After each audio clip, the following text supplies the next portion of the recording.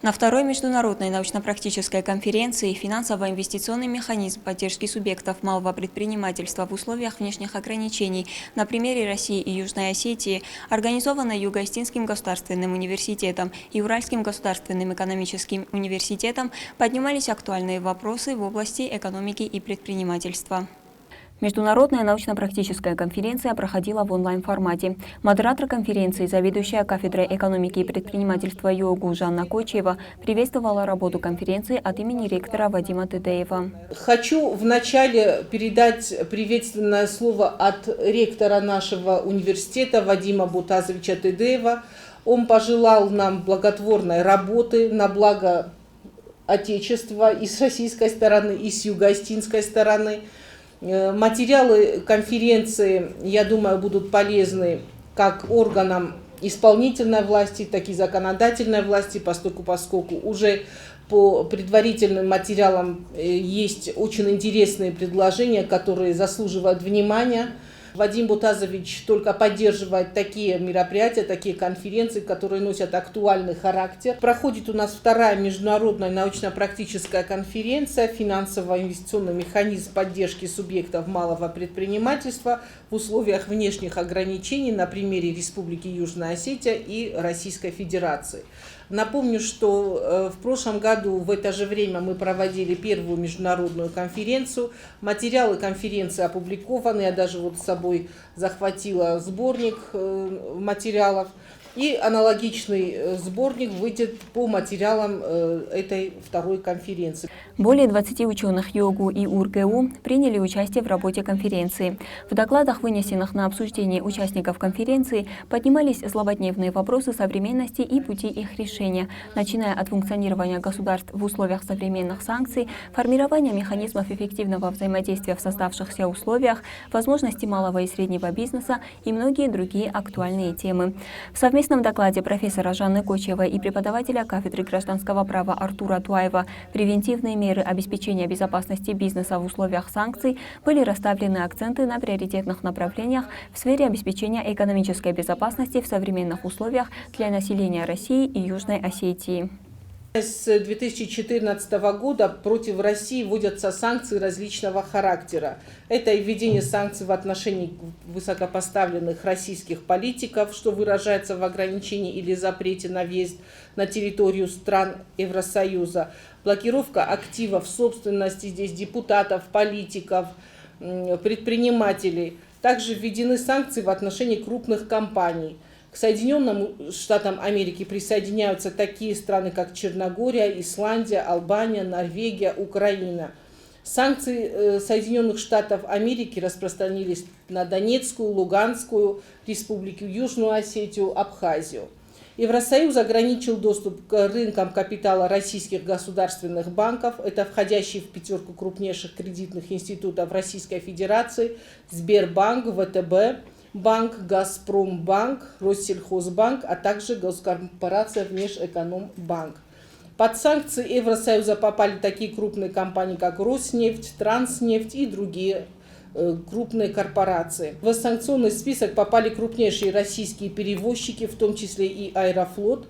Здесь нельзя не отметить тот факт, что санкции, введенные против России, не могут негативно влиять на экономику только одной страны. Естественно, страны Евросоюза также испытывают негативное воздействие от ответных действий Российской Федерации. Расходы бюджета Российской Федерации в целом пришлось сократить. Однако правительство старается сохранить на прежнем уровне финансирование программ, которые имеют принципиальное значение для экономического роста и обеспечения граждан. Смело можно говорить о том, что Южная Осетия, как и Абхазия, несколько десятилетий находилась также в условиях внешнеполитических и экономических санкций. История Южной Осетии хорошо помнит, как ограничительные меры применялись по отношению к ней, начиная с 90-х годов 20-го столетия. Она оказалась в условиях экономической и политической блокады.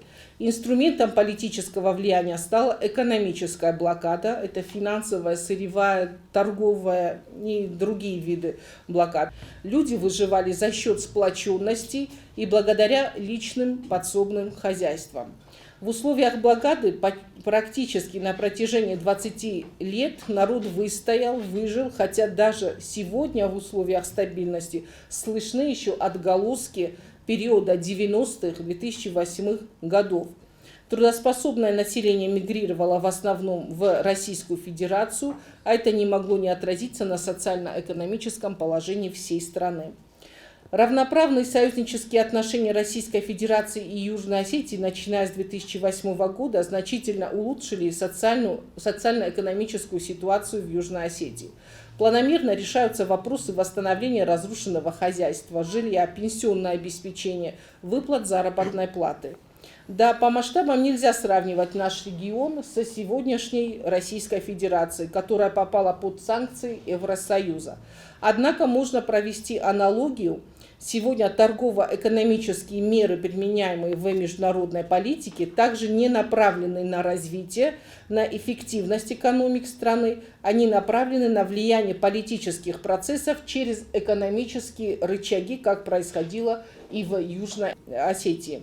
В настоящее время экономическая ситуация нашего основного союзника Российской Федерации непростая. Не будем скрывать тот факт, что от дальнейшего развития событий зависит наша социально-экономическая, а может и политическая ситуация в стране. Директор Института государственного и муниципального управления и права УрГУ Александр Курдюмов поднял вопросы становления и развития социального предпринимательства. Хотел бы поприветствовать всех участников международной научно-практической конференции. И в первую очередь это от лица Уральского государственного экономического университета. И кроме приветствия хотелось бы выразить слова поддержки, благодарности, в первую очередь администрации вуза, да, в лице Тедеева Вадима Батазовича, организационному комитету за данную инициативу сотрудничества, да, и развития вот наших, скажем так, научных коллабораций.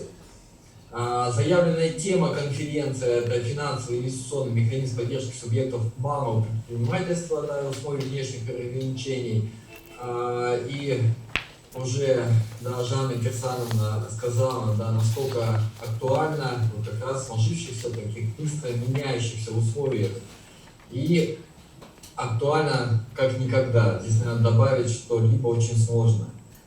Но и хотелось бы сказать, что в рамках развития территорий, да, в частности молодых государств, тоже вот научный дискурс, который уже имеется, он обретает все большую актуальность вот по причине как раз нарастания вот этой международной турбулентности, вот, нестабильности политико-экономической сферы. И здесь тоже надо сказать, что за последние десятилетия уже ряд вновь образованных стран на территории постсоветского пространства имеют и сумели накопить достаточный опыт развития вот в условиях санкций, экономических изоляций. И несмотря вот на те проблемы, которые мы столкнулись, вот, связанные с ограниченными ресурсами,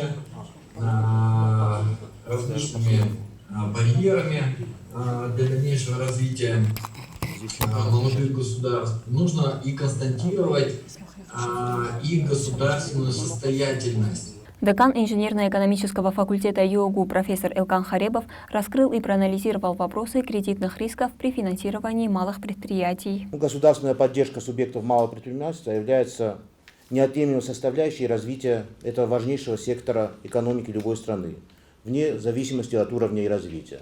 То есть это является обязательным фактором как в развитых странах, которые это успешно осуществляют по различным направлениям, так и в странах развивающихся. И особое значение данный фактор приобретает для молодых государств, которые в силу объективных причин на раннем этапе своего развития не могут привлекать крупные инвестиции в крупные инвестиционные проекты. К числу этих государств относится и Республика Южная Осетия. В настоящее время в рамках реализации мероприятий государственной программы «Поддержка и развитие малого и среднего предпринимательства» осуществляется государственная финансовая поддержка субъектов малого предпринимательства в виде льготного кредитования под 5% годовых из средств Фонда содействия льготному кредитованию малого предпринимательства в Республике Южная Осетия. И вот если анализировать результаты действия этой программы, можно отметить, что по результатам финансирования с 2018 по 2021 год можно отметить, что кредитная поддержка малых форм хозяйствования выросла более чем в 2 раза. И в отчетном 2021 году она составила 43 миллиона 114 тысяч рублей. Наибольший удельный вес в структуре льготного кредитования занимает отрасль сельского хозяйства – 64,3%, что говорит об ориентированности государства на приоритетное развитие данной отрасли. И рост кредитования в этой отрасли составил 65,7%, что, учитывая ее наибольший удельный вес, говорит о значительном увеличении выделенных сумм на малые предприятия в этой сфере. Зарубежный опыт государственных мер поддержки малого предпринимательства в 2021-2022 годах в схожих экономических и политических условиях рассмотрели доцент кафедры конкурентного права и антимонопольного регулирования УрГУ Андрей Паюсов и ассистент кафедры конкурентного права и антимонопольного регулирования УрГУ Ирина Чучкалова. Александр Васильевич там с нашей стороны вас уже поприветствовал, да, вкратце обозначил свои вопросы, задачи, перспективы, да. Я бы хотел, буквально там несколько минут остановиться по программе работы, по гранту, да, озвучить, чем мы сейчас работаем и как будет у нас там последние 4 месяца там строиться с вами взаимодействие. Да, на самом деле мы сейчас как раз занимаемся тем, что в рамках нашего гранта готовим монографию. Монография на 5 авторов, да, то есть это 3 участника с нашей стороны, с российской и с осетинской стороны, да, то есть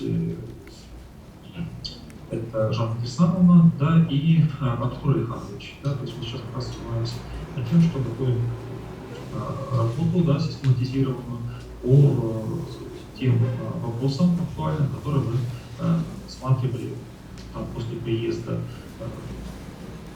из Южной Осетии, да, и, соответственно, строили на этом свою основную работу. Вкратце я хотел бы озвучить то, над чем мы сейчас занимаемся. Конечно, результаты нашей работы не будут доступны, мы их опубликуем, да, мы подумаем, как это опубликовать, и я думаю, что в феврале месяце, в конце окончания нашего гранта, у нас эта работа будет сделана, я в этом уверен, не сомневаюсь, и мы, соответственно, вас, всех уважаемых коллег, с этими результатами, то есть непосредственно с поддержки нашей осетинской стороны. Обсуждались вопросы неограниченных возможностей цифровизации в области экономики и сопровождающие их риски. Обозначенная тема была поднята преподавателем кафедры экономики и предпринимательства ЮОГУ Инной Цуцевой в докладе «Предпринимательство в цифровой экономике. Возможности и угрозы». Доцент кафедры менеджмента и предпринимательства УрГУ Екатерина Шейна и студентка 4-го курса кафедры финансов, денежного обращения и кредита УрГУ Алина Давлетбаевна предложили вариант самозанятости как выход в условиях безработицы в докладе «Самозанятость как стратегический ориентир развития малого предпринимательства в условиях борьбы с безработицей». В завершении мероприятия Жанна Кочева поблагодарила всех за участие в работе конференции и отметила, что все работы будут изданы отдельным сборником.